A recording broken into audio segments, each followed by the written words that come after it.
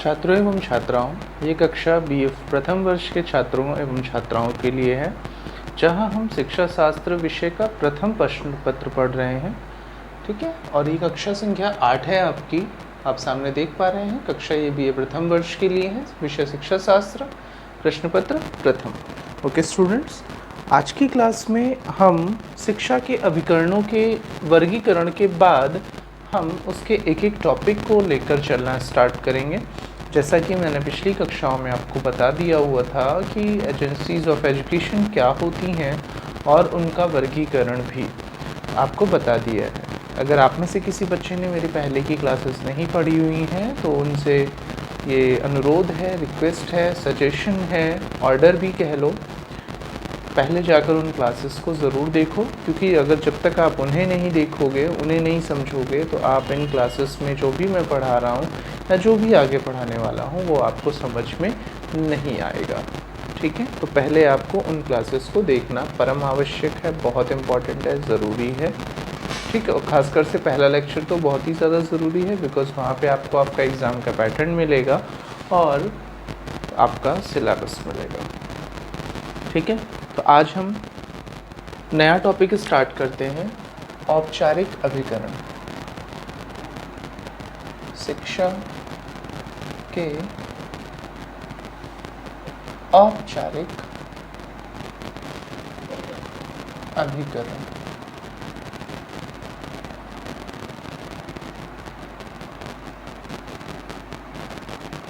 शिक्षा के औपचारिक अभिकरण के बारे में आज हम चर्चा करेंगे कि शिक्षा के औपचारिक अभिकरण आखिर होते क्या हैं। ठीक है, तो इसके बारे में एक लाइन में आपको लिखूं पहले, फिर उसके बाद आगे इसको समझाने का और लिखने का प्रयास, समझाने का प्रयास करूंगा।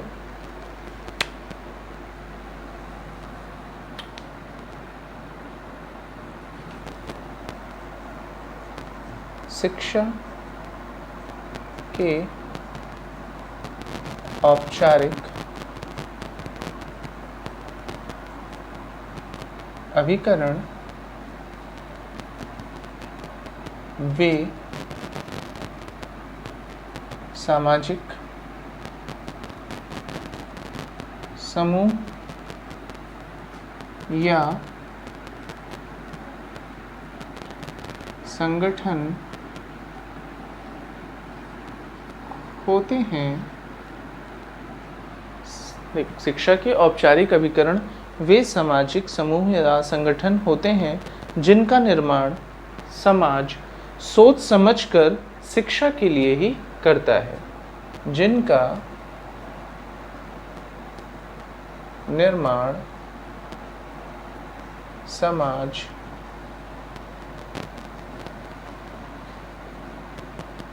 सोच समझ कर शिक्षा के लिए ही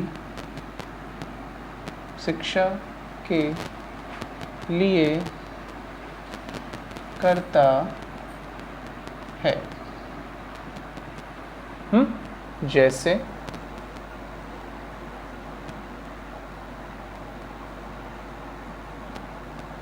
जैसे विद्यालय, महाविद्यालय,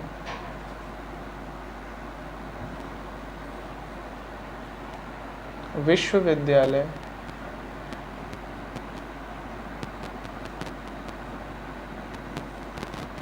शिक्षा विभाग,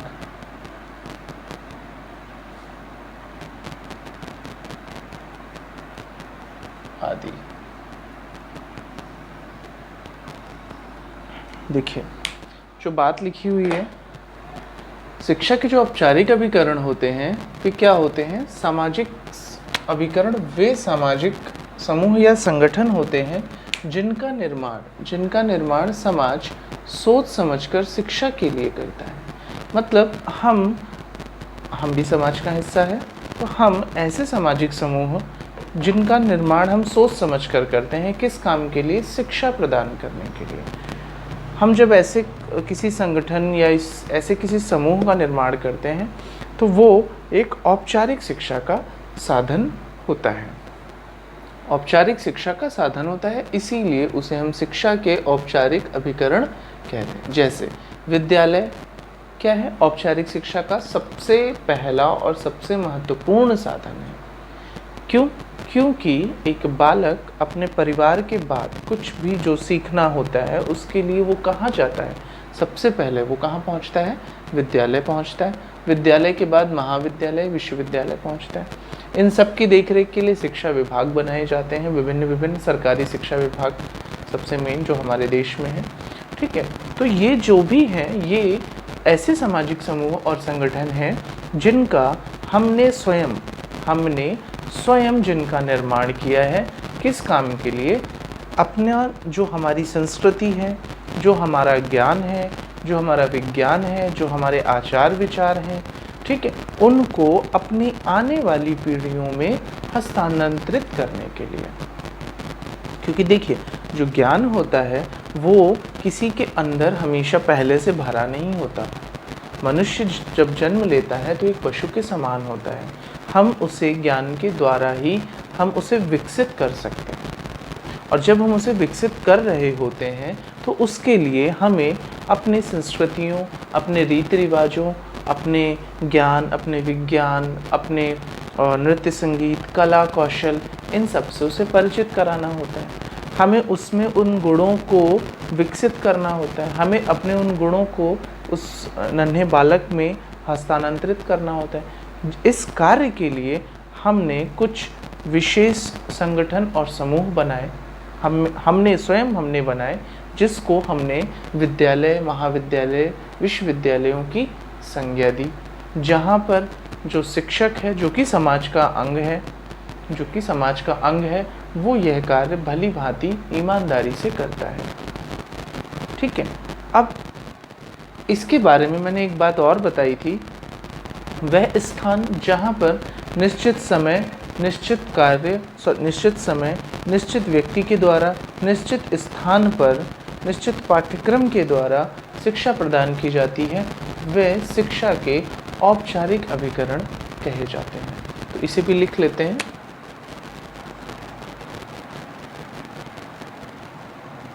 वह स्थान जहाँ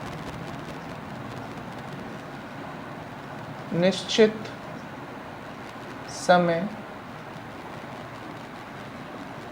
निश्चित व्यक्ति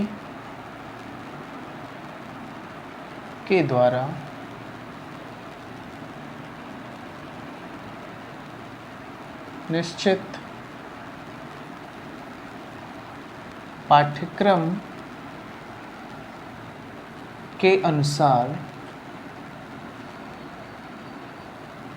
निश्चित पाठ्यक्रम के अनुसार, वह स्थान जहाँ निश्चित समय, निश्चित व्यक्ति के द्वारा, निश्चित पाठ्यक्रम के अनुसार,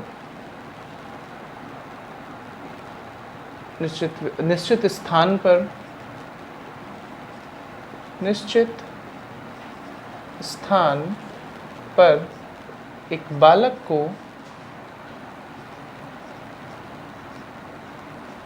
को शिक्षा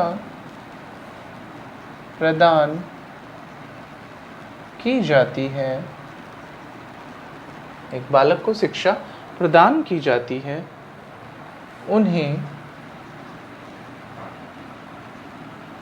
शिक्षा के औपचारिक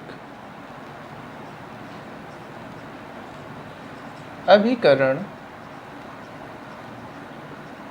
कहते हैं।